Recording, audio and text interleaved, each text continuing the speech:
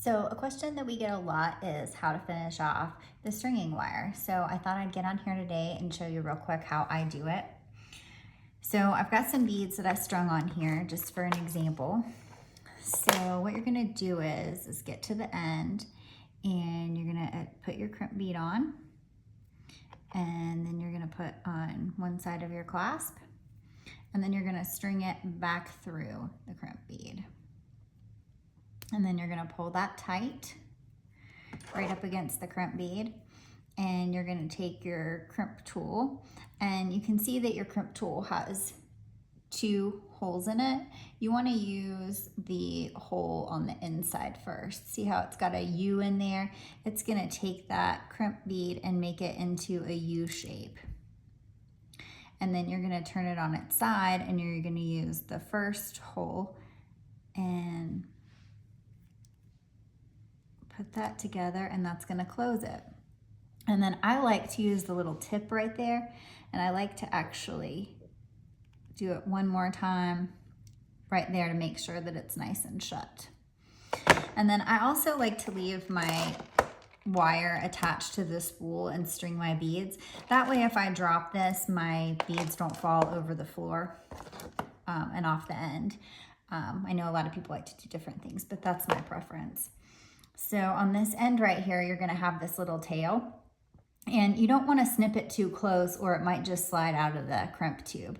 So I like to leave it going through the last couple of beads. You don't have to leave it that long, you know, that's almost an inch.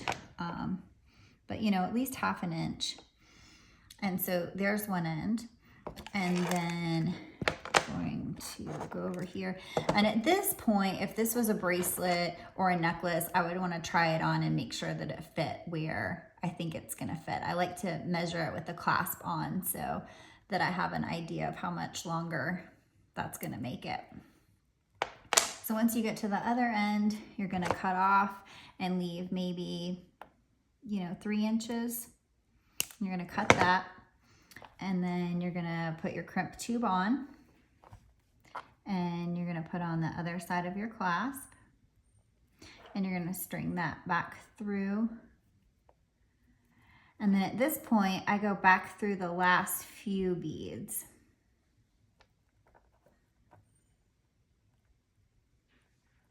And that's probably gonna be as far as I get, because I'm not gonna be able to go through that one and have enough wire.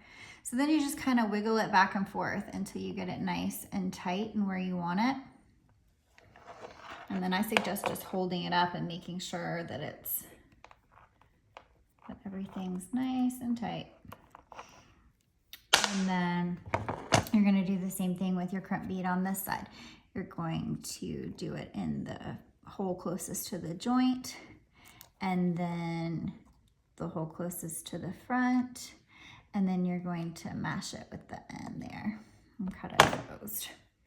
And this is really all you need to do to get it to be functional and work.